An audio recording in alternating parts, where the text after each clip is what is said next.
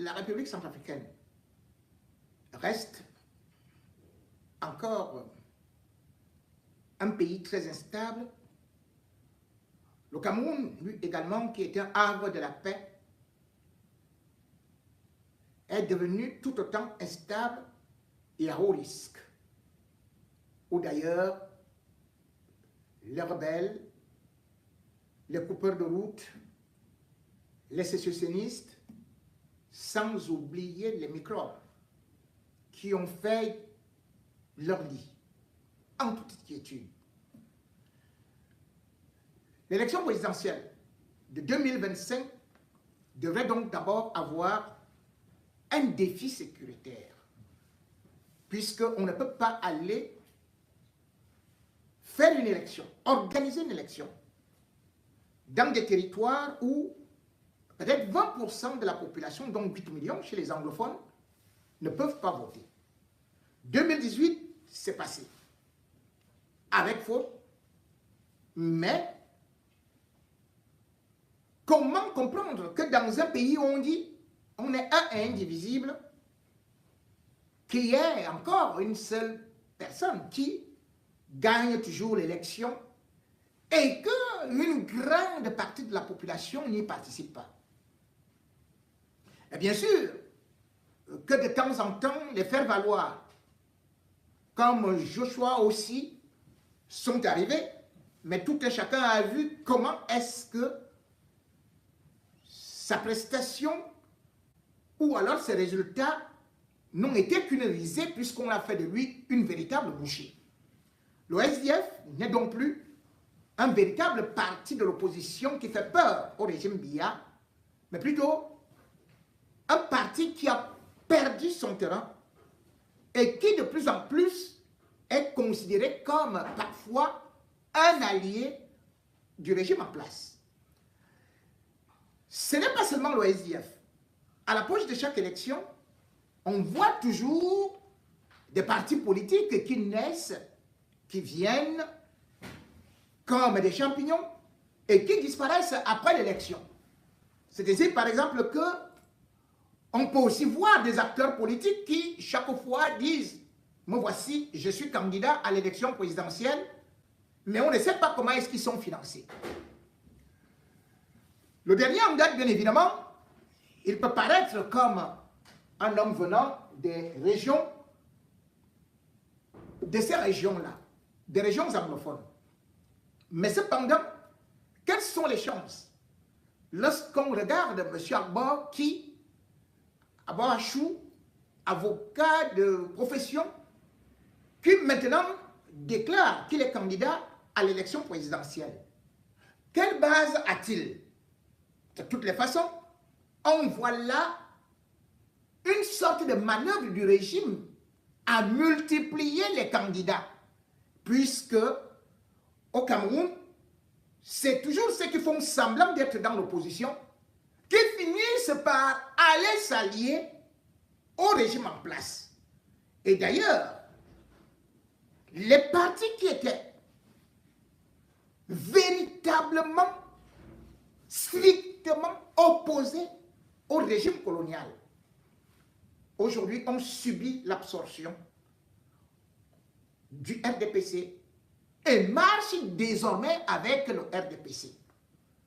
L'UPC fut un parti qui était anti-système, un parti qui s'est battu, et d'ailleurs dont j'ai parlé, les héros nationaux, ou alors nationalistes, qui ont marqué leur temps, qui jamais ne se sont compromis, qui toujours étaient prêts à défendre l'intégrité. Mais aujourd'hui, l'UPC également fait partie de ces partis qui vont vous produire un candidat alors qu'ils disent qu'ils sont de l'opposition. Mais la première des choses qu'ils vont vous dire, c'est qu'ils soutiennent désormais le RDPC. Mercredi 15 janvier 2025, on a cru à un sursaut, à un changement dans le camp du RDPC.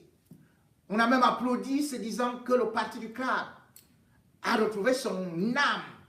On a d'ailleurs applaudi sur ce qu'on peut appeler la démocratie interne ou l'élection. Eh bien, à partir de l'organisation d'un comité directeur, il y avait que les fédérations qui ont été conviées. On s'est dit, enfin, l'UPC a retrouvé sa notoriété, a retrouvé sa crédibilité, a retrouvé son identité et pourrait enfin rivaliser contre le RDPC ou alors pourrait jouer le rôle du changement en s'alignant avec d'autres partis de l'opposition.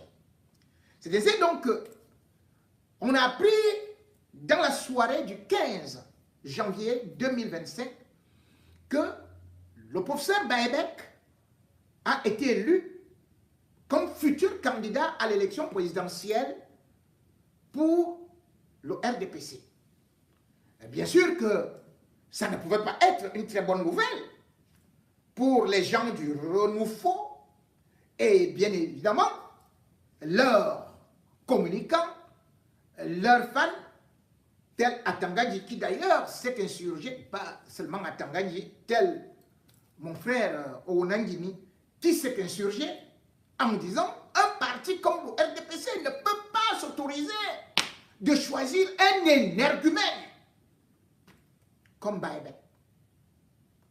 Traiter le professeur Baebek, professeur en médecine, comme un énergumène, montre donc déjà jusqu'où ce régime a du mépris pour la démocratie, du mépris pour des personnalités. Au regard de ce qui a été fait, contrairement au RDPC où il n'y a pas de congrès, où il n'y a rien, on dit que c'est le président naturel qui peut être là à vitam aeternam à 100, 200 ans parce que il est toujours vivant, même s'il est dans le cercueil, il est vivant, son esprit continue à régner. Cette élection, ce choix a été fait à Bafoussam. A été fait à Bafoussam en présence de 139 délégués, c'est-à-dire que les présidents de fédération. Et il y avait 12 concurrents, nous dit-on, nous apprendons. Et de ces 12 concurrents, eh bien, il y avait Baebek, il y avait Bapoulipon, pour ne citer que cela. Incote. On nous dit donc que, à la suite d'un processus démocratique, le professeur Baebek a reçu 27 citations et que ses poursuivants n'ont à peine au matin 22, 20, ainsi de suite. On s'est dit, ah, voilà l'exemple de la démocratie qui vient par la base. C'est la base qui choisit son représentant. D'autant plus que lorsqu'on essaie quand même aussi d'écouter le professeur Baebek, que ce soit sur le plan social ou sur la défense des minorités et des pauvres, il a souvent été présent. On s'est peut-être dit que voilà quelqu'un qui est totalement anti-régime et qui ne peut pas se compromettre puisqu'il ne s'est jamais d'ailleurs compromis officiellement. La preuve, c'est qu'il tire à boulet rouge sur ce régime-là. Mais sauf que, curieusement, quelques temps après, c'est un communiqué. Je vais chercher ce communiqué publié donc par un autre, par le secrétaire général, dit-on, de l'UPC. Ce communiqué m'a fait sursauter parce que les mots utilisés, le vocabulaire, non seulement il est méprisant, ça n'a rien à voir avec de la politique, mais surtout, ça montre jusqu'où le régime Biya est donc en train de manipuler la population et le peuple camerounais et que c'est le régime Biya qui désigne effectivement qui doit être candidat à l'élection présidentielle. Voici le communiqué radio, télé, presse, dénonciation et condamnation. Union des populations du Cameroun. Créé le 10 avril 1948. Je ne sais pas si Bapolipot Robert était déjà là. Bon, je ne sais pas si c'est lui qui l'a créé. Je n'ai jamais vu son nom qui était parmi ceux-là. Le secrétaire général de l'Union des populations du Cameroun, UPC, l'honorable Bapolipot Robert, informe l'opinion publique nationale et internationale qu'un groupe de malfrats intellectuels et d'agitateurs invétérés, adeptes du banditisme politique, associe injustement son nom à une réunion imaginaire de désignation du candidat de l'UPC à l'élection présidentielle de 2025. Il tient à réitérer qu'il n'a jamais présenté sa candidature ni participé à une quelconque réunion à Bafoussam relative à cette actualité. Face à la démence, vous entendez? Face à la démence, il dit démence, il dit ça devant mon professeur en médecine, qui doit voir si c'est lui ou qui est dément. Face à la démence manifeste qui semblait guider les actes de ces escrocs politiques, le secrétaire général de l'UPC appelle les militants et sympathisants à plus de vigilance. Le candidat de l'UPC, suivez bien, le candidat de l'UPC à l'élection présidentielle de 2025 est le candidat de l'alliance UPC-RDPC, fait à Yaoundé le 15 janvier 2025, le secrétaire général de l'UNC, de l'UPC plutôt, honorable Bapolipot Robert. Mesdames et messieurs, on disait que Judas est mort. Bapolipot, c'est Judas, vivant. Je ne sais pas si ce monsieur a honte quand il arrive devant ses enfants, s'il en a, ou devant sa femme. Il dit que le candidat de l'UPC, Alliance, UPC, RDPC, c'est Paul Biya. Vous vous rendez compte? Les nationalistes sont morts. Ils ont été assassinés. Ceux qui ont créé l'UPC, c'est parce qu'ils s'opposaient à l'UNC. L'UNC qui est devenu le RDPC. Ils s'opposaient à Aïdjo Biya. Ils ont été massacrés. Bapolipot récupère leur âme, leur œuvre, exactement comme Kodok ou Maïmatim. Il va s'allier avec le tueur des nationalistes. C'est terrible. Il qualifie les autres de démons. Ce monsieur non seulement est dément, mais c'est un mendiant. C'est une honte. Quelle est la radicelle qui relie le RDPC à l'EPC? Quel est leur dénominateur commun? L'EPC, parti d'opposition, a été le premier parti en juillet 2024. Bapolipot.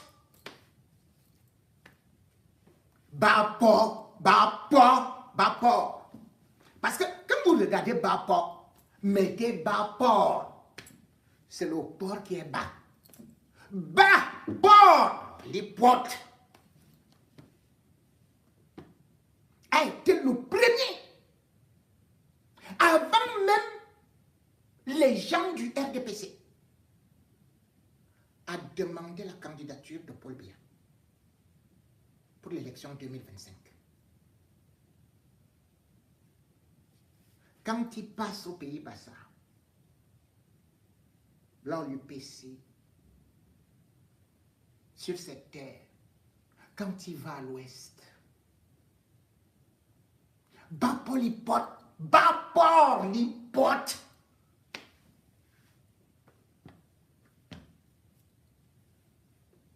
C'est terrible. Donc voilà quelqu'un. Il fuit une élection parce qu'il sait que la base ne peut pas le voter. Il s'attache les services d'Atanganji. Et vous vous rendez compte?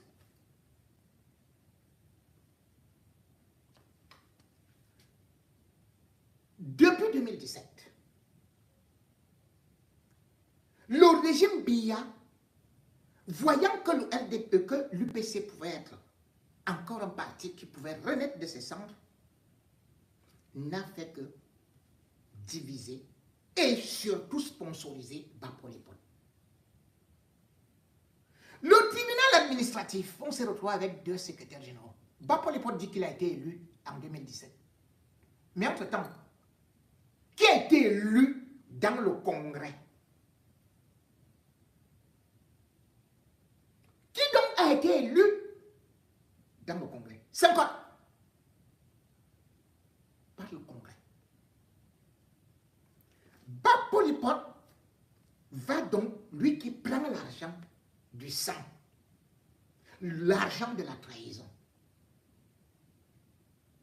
il se fait installer par Atanganji comme secrétaire général de l'UPC pour empêcher à l'opposition de pouvoir de parler d'une même voix.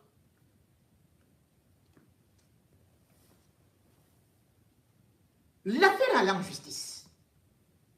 Parce que nous disait-il, nous sommes dans un état de droit. Et c'est Atanganji qui nous dit toujours, force à la loi.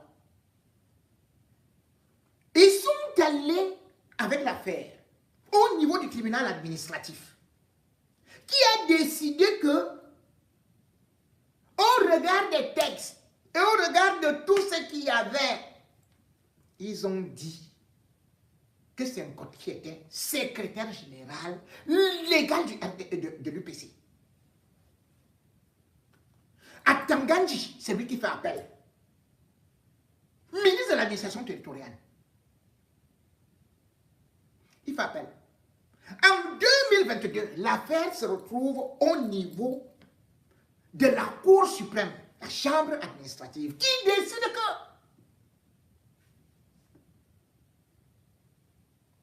qui fait un arrêté, qui rend un arrêté, que c'est un code dans lequel qui est secrétaire général de l'UPC.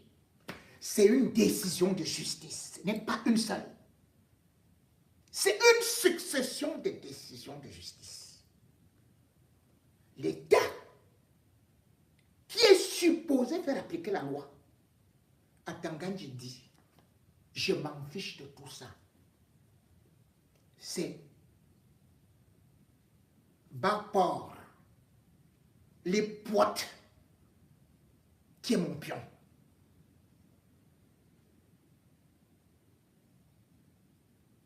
Et d'ailleurs en 2020, pour les législatives et les municipales, qu'est-ce qu'il a fait?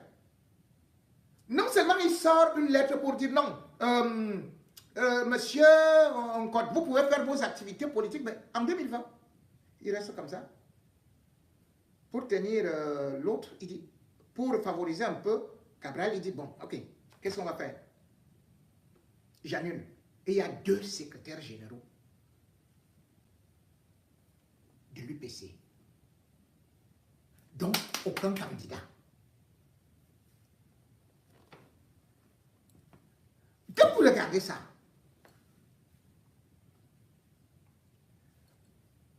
des gens comme Bapor, les potes, vous vous rendez compte? Il dit qu'il est opposant. Mais ces réunions, comme la dernière fois, c'était dans le bureau du MINAP, c'est-à-dire qu'à Tangadji. Quand il sort de là, il vous dit, nous avons décidé que nous allons soutenir Paul Biya à l'élection présidentielle.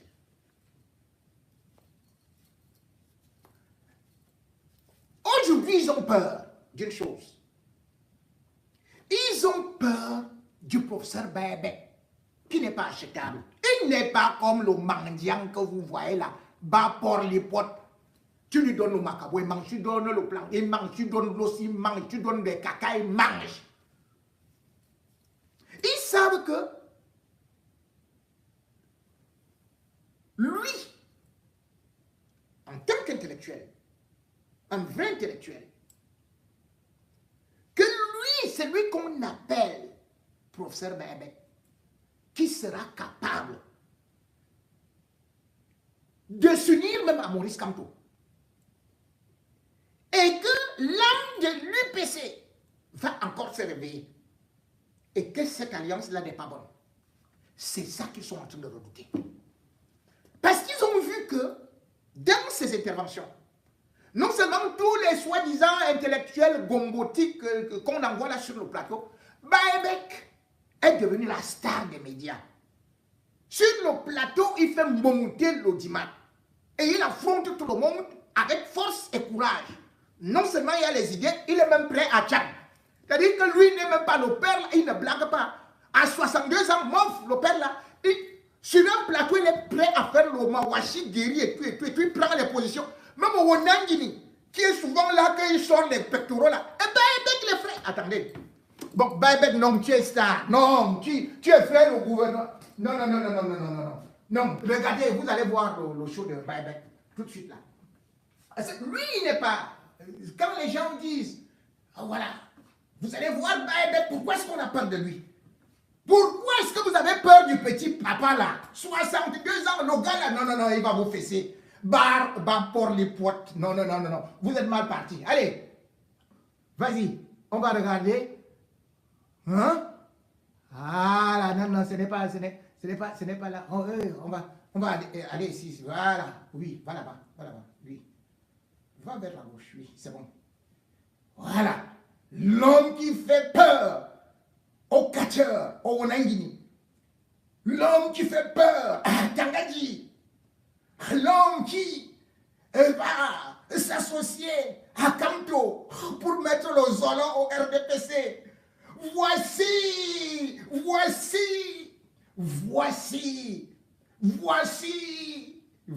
qui, bien sûr, celui que vous aimez et qui fait le show.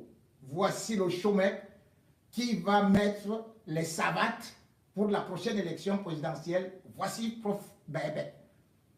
Pourquoi on restera plus dans l'histoire comme professeur de droit que comme président de la République. Hein. Il faut dire que Kamto c'est 71 ans, hein. Henriette Ekwe c'est 74 ans. Voilà. Et je ne crois pas, je crois qu'il est plus respecté, plus considéré, mais peut-être que il est plus respecté, plus considéré comme professeur de droit. Il a fait beaucoup, il a formé des tas d'avocats, des tas de médecins. Pour moi, c'est plus important que dire que tu es président de la République. Il faut dire que l'histoire... C'est une manière de vouloir décourager M. Kamto s'est repris. Non, je ne veux pas que... Je veux que lui-même diffuse ça que...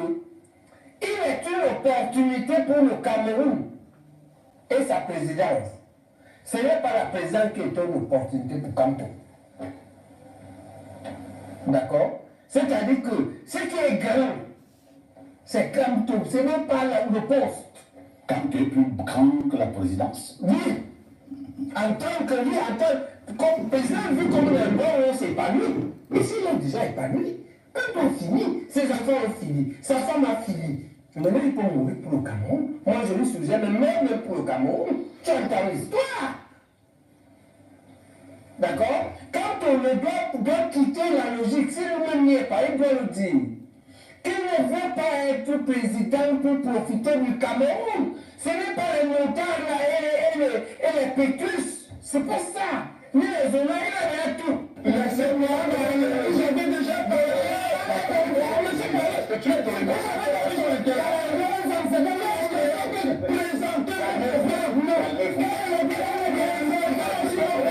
Laissez maintenant.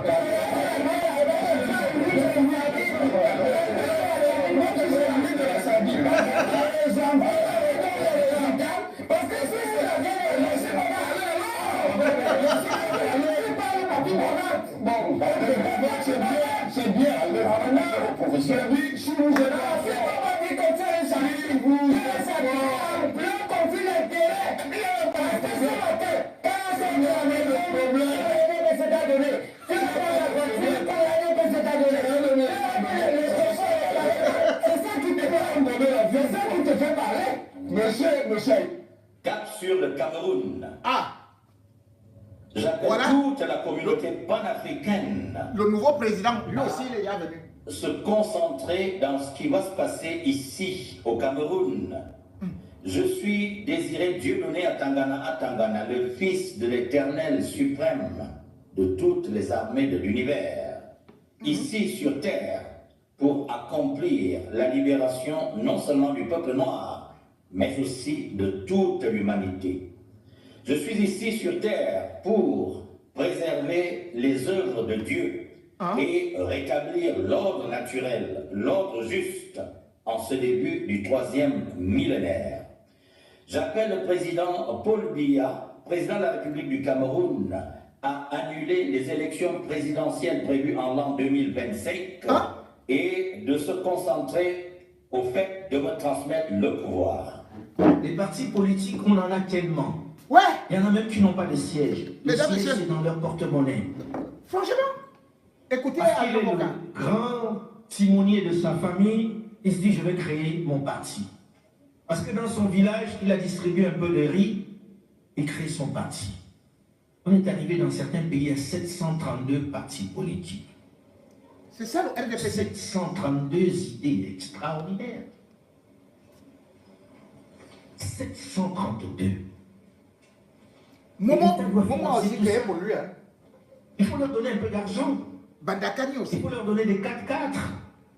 Quand les élections arrivent, c'est les rois.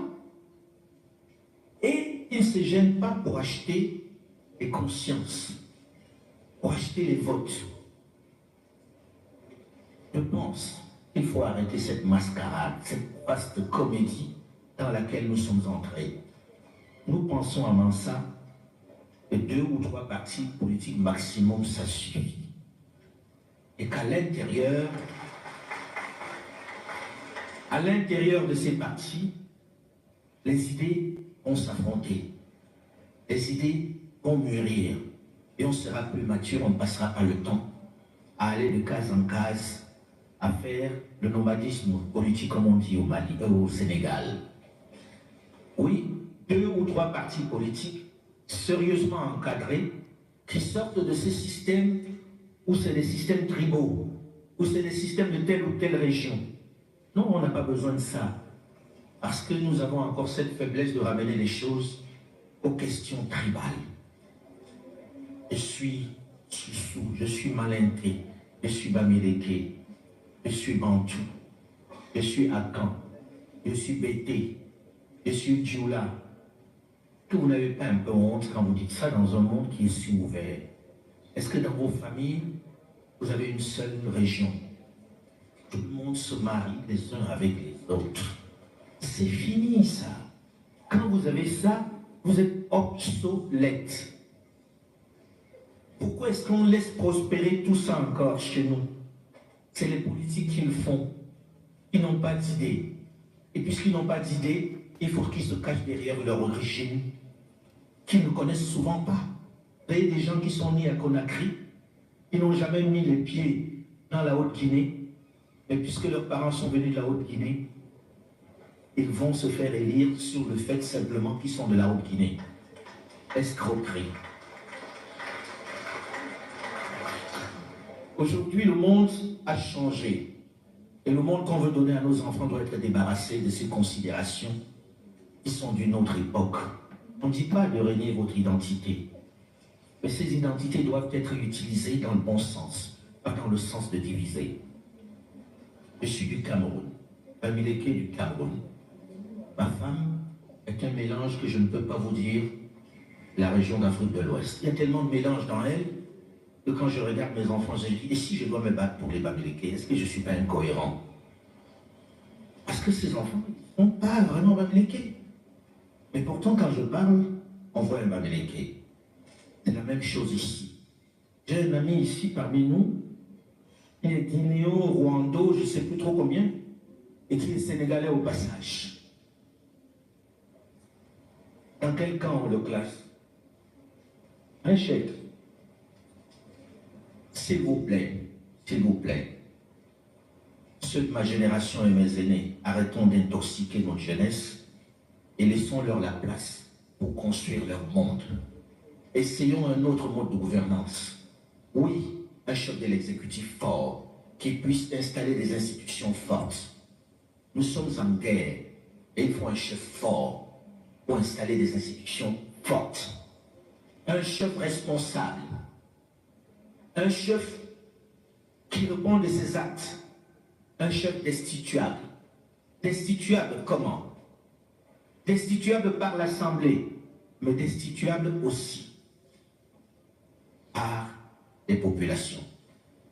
J'ai envie de laisser ce volet-là de la destitution, du contre-pouvoir à Maître Fatoumata Sidibé Diarra qui a travaillé dessus parce que le contre-pouvoir est la clé. Il faut pouvoir arrêter quelqu'un quand il dérape. À l'heure où nous sommes, nous ne pouvons arrêter personne s'il dérape. J'ai une affection que je ne masque pas pour le chef de l'État ici, parce qu'il nous permet de venir ici débattre sans nous avoir demandé de quoi on va parler, puisqu'il m'a dit, à titre perso, il faut changer les règles, il faut changer les paradigmes. J'ai la faiblesse de le croire, c'est pour ça que j'ai amené un curieux bonhomme comme Gilles Domché ici pour parler comme il a parlé, parce qu'on le pense tous, et ça fait beaucoup. Et je pense qu'il le pense aussi. Mais les circonstances veulent que ça soit comme ça. Maintenant qu'on veut changer, maintenant qu'on a une fenêtre de changement, une fenêtre de tir pour changer, peut-être qu'il faut qu'on se regarde dans les yeux et qu'on se le dise. On ne veut plus de chef tout-puissant, chef du ciel et de la terre, de la mer et des eaux, des oiseaux et des éléphants.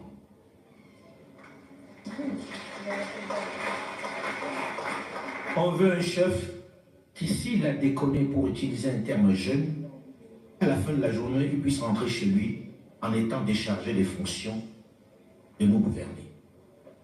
Et pour cela, il faut des contre-pouvoirs. Fatoumata Sidibé Diarra, que je vous demande d'accueillir, s'il vous plaît.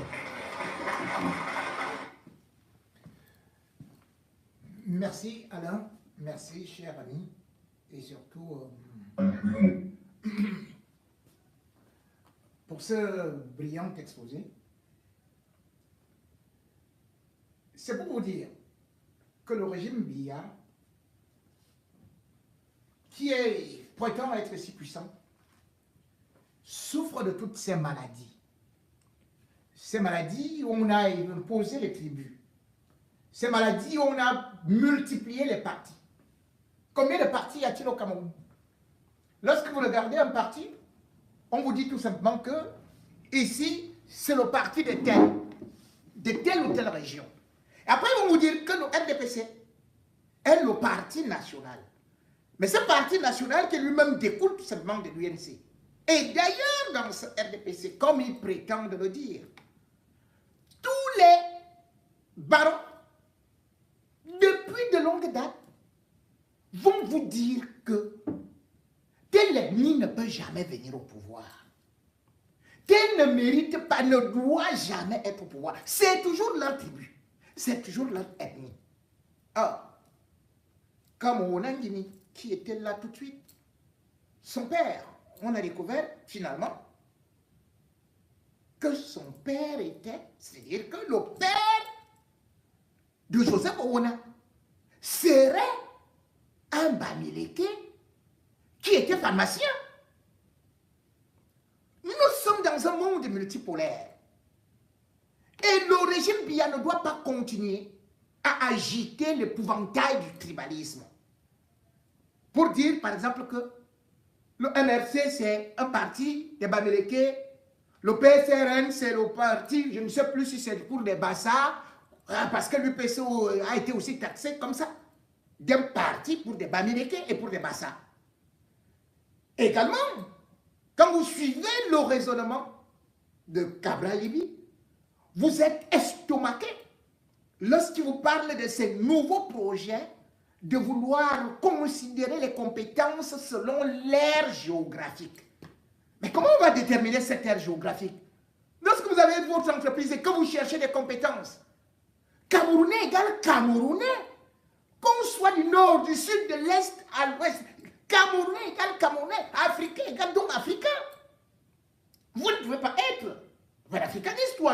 pas être patriote. Et vous dites que maintenant nous devons partir de l'autre échelle géographique.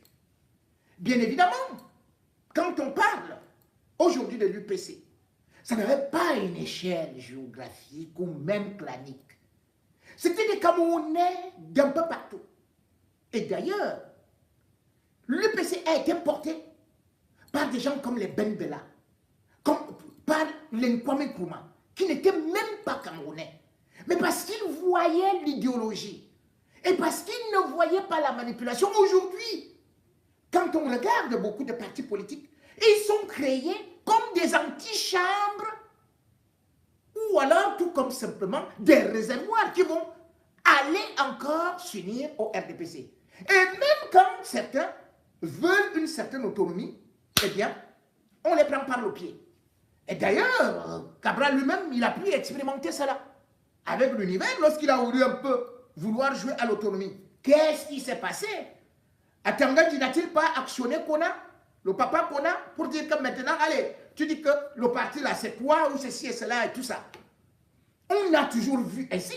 Et d'ailleurs, c'est pour ça qu'ils ont aussi peur d'un type comme Baebek. Baebek franchit les frontières, parle de tout et surtout n'a pas de préjugés par rapport à telle tribu.